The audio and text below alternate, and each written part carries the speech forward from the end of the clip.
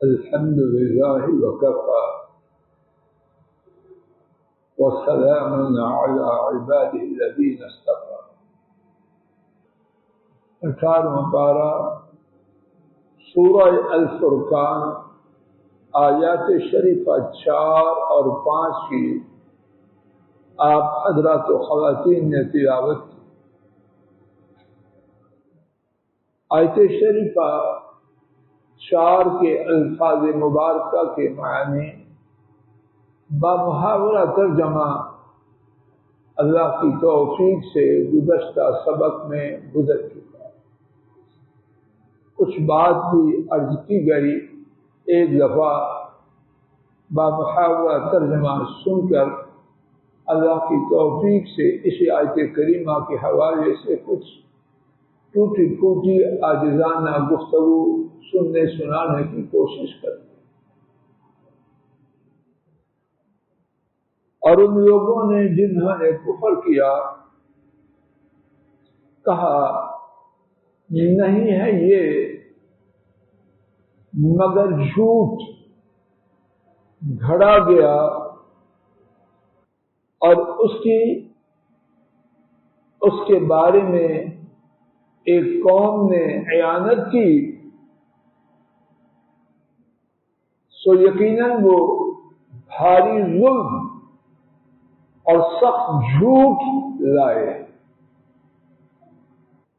مشرکین قرآن کریم پر اور نبی کریم صلی اللہ علیہ وسلم کے نبی برحق ہونے پر طرح طرح کے بیہودہ اعتراضات کرتے.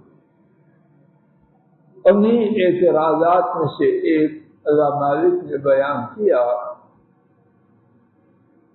کہ وہ لوگ جنہوں نے کفر کیا انہوں نے کہا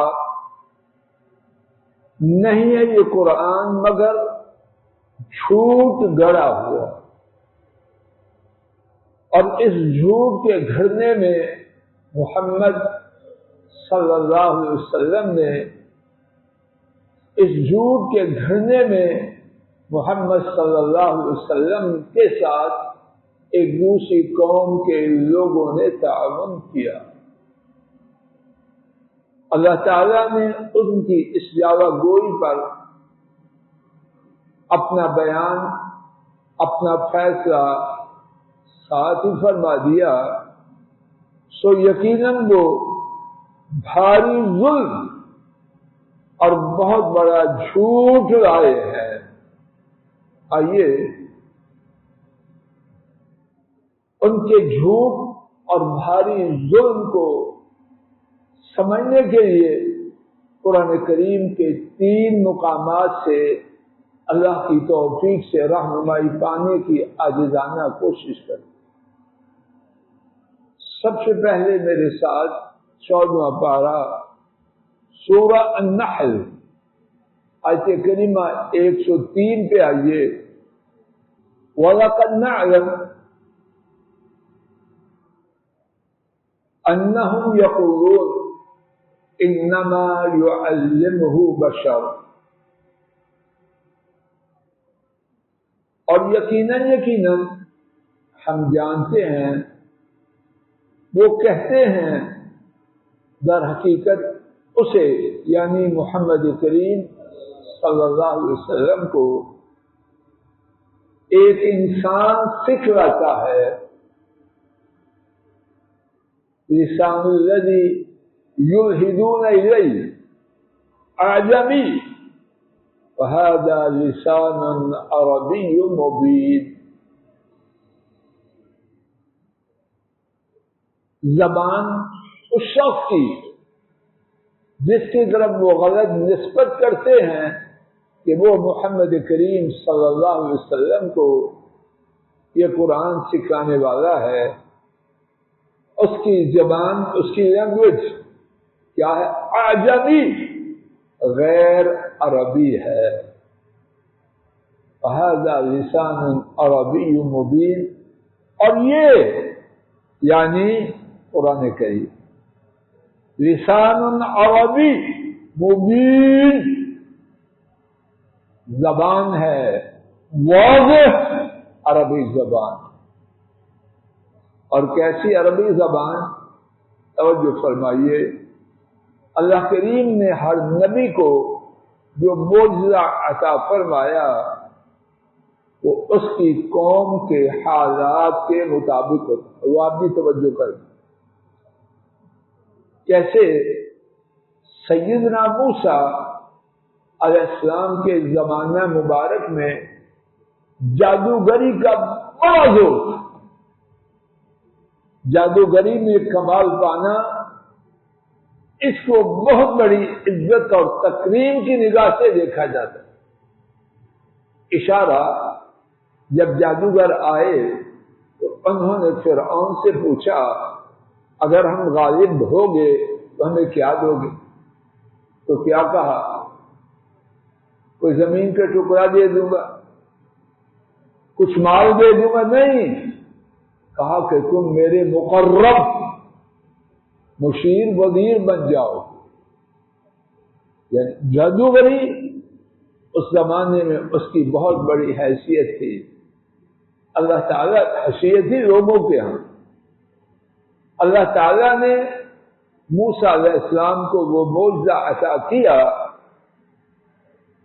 جو لوگوں کی نگاہ میں بظاہر جادوگری تھا. چھڑی پھینکے اژدہا بن جائے، ہاتھ نکال لیں چمکتا ہوا نکلے، بظاہر لوگوں کی نگاہ میں جادوگری تھا. لیکن وہ حقیقت میں ایسا عظیم معجزہ تھا جب جادوگر کے فن کمال پر فائز لوگ انہوں نے دیکھا اور القی السحرۃ ساجدین تو وہیں بے اختیار سجدے میں گر گئے. کسی فیلڈ کے لوگ ہم عربی میں کہتے ہیں اہل اختصاص، یا اردو میں شاید اس طرح جوہر کو جوہری جواہرات کو پہچان. مجھے کیا پتا ہو جس نے ساری عمر زمرد یاقوت مرجان دیکھا نہیں تو کیا خاک پہچانے گا؟ لیکن جو جوہر جی ہے جواہرات کا کام کرتا ہے وہ دیکھتے ہی تو پڑے گا. یہ ہے جادوگروں نے دیکھا جس جادوگری کے نام پہ ہماری دکانداری چل رہی ہے یہ کمال جادوگری تو اس کے مقابلے میں خاک بھی نہیں. بے اختیار مشیر اور وزیر بننے کی امیدوں کے ساتھ آئے لیکن بے اختیار سجدے میدان میں گرے. عیسیٰ علیہ السلام کے زمانے میں آپ بھی سمجھ آ رہی، عیسیٰ علیہ السلام کے زمانے میں طب میڈیکل سائنسز ان کا بہت ضروری تھا. اللہ کریم نے سیدنا عیسیٰ علیہ السلام کو جو معجزات دیے ان میں سے ایک نمایاں معجزہ کیا تھا؟ مادرزاد اندھے جس کے علاج سے اس وقت کی طب عاجز تھی. مادرزاد اندھے جو لمبی بیماریوں والے تھے اور جن کے بارے میں عام تصور لاعلاج بیماریاں ہونے کا ہے. اللہ نے کیا معجزہ دیا؟ وہ دیا کہ اہل فن اور فیلڈ کے لوگ اس کی صداقت حقانیت ان کے لیے اس کا جاننا پہچاننا کچھ مشکل نہ تھا. رسول کریم صلی اللہ علیہ وسلم کے زمانے مبارک میں فصاحت، بلاغت، عمدہ شاعری، عمدہ خطابت اس کا چرچا تھا.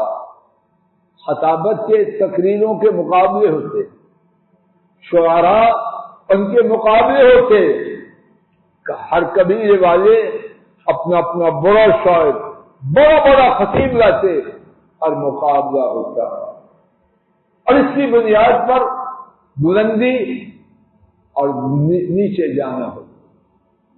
اللہ پاک وہ کتاب لائے کہ 114 صورتوں میں سے سب سے چھوٹی صورت 270 صورت چیلنج کیا، اور پھر چیلنج کے اندر ایک اور چیلنج کیا۔ پہلا چیلنج یہ کیا اگر اس کے من جانب اللہ کی جانب سے ہونے میں شک ہے تو کیا کرو، ایک صورت لے آؤ۔ دوسرا چیلنج یہ کیا اگر سورے اللہ کے سوا جمع ہو جاؤ نہیں لا سکتے۔ چیلنج ایک نہیں دو، بات واضح ہو رہی۔ تو اللہ کریم ان نالائقوں کی بے عقلی، حماقت، نادانی اس کو کیسے اجاگر کر رہے ہیں۔ اپنے خیال میں بڑی نور کا عظیم الشان تیر مارا کہ محمد صلی اللہ علیہ وسلم فلاں بندہ اس نے ان کو قرآن کریم سکھایا۔ اب وہ فلاں بندہ تھا کہاں کا، عرب تھا یا غیر عرب تھا؟ عجیب۔ نوٹ فرما لیجیے، دانشوری کا دعویٰ اور بات اور عقل مندی اور چیز ہے۔ نوٹ کیجیے، کسی کو پسند ہو نہ ہو اس کی پرواہ نہیں، حقیقت یہ ہے۔ ڈاکٹر احمد صاحب، دین کو نہ ماننے والا عقل سے خالی۔ اگر عقل ہوتی، جس نے خالق کو نہیں پہچانا اس کی عقل خاک ہے۔ ٹھیک ہے، انجینئرنگ میں بڑا کمال حاصل کر لیا، بہت بڑا ڈاکٹر بن گیا، جنرل بن گیا، جسٹس بن کے حضرت بنتا رہے، اگر خالق کو نہیں پہچانا۔ نوٹ فرما لو حضرات و خواتین، عقل کے ہونے نہ ہونے کا، عقل کے ہونے نہ ہونے کو جاننے کا جو معیار ہے وہ رب کی کتاب، رب کا دین۔ بظاہر ان پڑھ، بظاہر بدو، اگر وہ اپنے رب کو، اپنے رب کی شریعت کو پہچانتا ہے وہ عقل والا۔ جس نے اس کو پہچانا نہیں، خاک ہے اس پر، خاک ہے اس کی عقل پر، اور خاک ہے اس کے چیلوں پر جو اس کی عقل کا ڈھنڈورا پیٹ۔ اب ان کا دیکھیے اعتراض، لسان الذی یلحدون الیہ، جس شخص کی طرف یہ نسبت کرتے ہیں غلط طور پر، اس کی لینگویج کیا ہے؟ بولو، وَهَذَا لِسَانٌ عَرَبِيٌّ مُبِينٌ، اور یہ واضح عربی زبان ہے حسن۔ اور کیسی عربی زبان ہے کہ مکہ والے، عرب والے اپنی فصاحت، بلاغت، زباندانی، سارے دعووں کے باوجود 2 سطری سورت اس کے مقابلے میں نہ لا سکے، اور قرآن کے چیلنج نہ لا سکے۔ تو دیکھیے دعویٰ اور دلیل میں کوئی میل ہے شاہ صاحب؟ دلیل کیا ہے، دعویٰ کیا ہے؟ اس کی تفصیل ذرا سن لیجیے۔ ایک صحیح روایت میں ہے، عبداللہ بن مسلم الحضرمی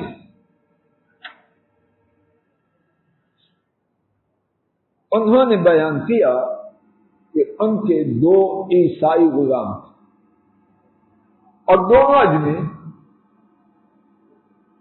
ایک کا نام یسار، ایک کا نام جب۔ یسار یا سین الف را، اور دوسرے کا نام جب، جیم بارا۔ وہ کوئی کتاب پڑھ رہے تھے، نبی پاک صلی اللہ علیہ وسلم وہ کوئی کتاب پڑھا کرتے تھے، اور نبی کریم صلی اللہ علیہ وسلم کے راستے میں تھے۔ آپ ان کے پاس رکے، انہوں نے اس رکنے کا نام کیا رکھا کہ محمد صلی اللہ علیہ وسلم نے یہ قرآن کا پاک ان عیسائی غلاموں میں سے ایک سے حاصل کر لیا. یہ تھی سوری حقیقت اس جھوٹ کے پرندے کی. اللہ پاک نے کیسے عظیم انداز سے اس کا پول کھول. آئیے میرے ساتھ قرآن کریم کے ایک اور مقام سے اس یاوہ گوئی کی حقیقت کو سمجھتے ہیں. سورہ یونس علیہ السلام آیت شریفہ 16 11واں پارہ. عجیب عجیب بات اللہ کرے کہ میں آپ تک پہنچا پاؤں. پوری کوشش کیجیے بلکہ صاحب پوری کوشش. کل لو شاء اللہ ما تلوته علیکم. اللہ اکبر اللہ اکبر. آپ کہہ دیجیے اگر اللہ چاہتے تو میں اس کی آپ پر تلاوت نہ کرتا. اللہ اکبر اللہ اکبر. اللہ ہدایت دے ان بہت بڑے عاشقان کو نبی پاک صلی اللہ علیہ وسلم کو کہاں سے کہاں پہنچا. اللہ کی بات ان کے بارے میں درست ہے یا ان کی درست سے جواب. اللہ ان کے بارے میں کیا فرما رہے ہیں کہ آپ یہ اعلان کرو اگر اللہ چاہتے تو میں آپ پر اس قرآن کریم کی تلاوت بھی نہ کر پاتا. تو جن کی مشیت سے قل هو اللہ پڑھتے مختار کل وہ ہیں یا مختار کل یہ. میری بات کچھ واضح ہو رہی ہے کہ مغل صاحب مختار کل کس کو کہتے ہیں؟ General attorney. اور یہ جنرل اٹارنی کسی کیس یا 10 کیسوں میں نہیں پوری کائنات میں کیا نام رکھا. مختار کل کا دعویٰ اور یہ بات دونوں میں کوئی میل ہے؟ یہ درست ہے یا ان کی بات درست؟ یا رات ہوگی یا دن ہوگا ابھی ٹھیک ہے تو ابھی ٹھیک ہے. یہ کوئی بات ہے؟ عدالتوں کو مسمار کر دو بھی ٹھیک ہے وہ بھی ٹھیک ہے. تو عدالت کسی ہے؟ قل لو شاء اللہ ما تلوته علیکم ولا ادراکم بہ. اور میں اس کو تم سے زیادہ نہ جانتا ہوں. میں تم سے زیادہ اگر قرآن کریم کو جانتا ہوں تو کس کی مشیت سے زور سے. اگر وہ نہ چاہتے تو میں اس کے جاننے میں تم پر سبقت تو مختار کو یہ ہوئے یا وہ ہوئے. اب اس کے بعد وہ بات جس کا تعلق ہمارے موضوع سے ہے فقد لبثت فیکم عمرا من قبل افلا تعقلون. سو یقیناً میں تمہارے درمیان ایک عمر رہا ہوں. میں نے تمہارے درمیان ایک عمر بسر کی ہے. آپ کو تاج نبوت کتنی عمر میں پہنایا گیا؟ آپ کہاں رہے 40 سال میں؟ یورپ چلے گئے تھے یا آسٹریلیا میں رہے یا خلیج کی کسی ریاست میں رہے مکہ شریف میں رہے. تھوڑے سے سفر تجارتی سفر دنوں کا یا کچھ میں. اس کے علاوہ آپ کی مکمل رہائش کہاں تھی؟ اور پھر کوئی مشہور آدمی تھے عبد المطلب کے پوتے قریش کے نامور خاندان کے ثبوت. اور کیا تھا؟ الصادق الامین. ان کا لقب کس نے رکھا؟ اللہ پاک نے رکھا یا ابو بکر نے رکھا یا عمر نے رکھا رضی اللہ عنہما؟ کس نے رکھا؟ مکہ والوں نے.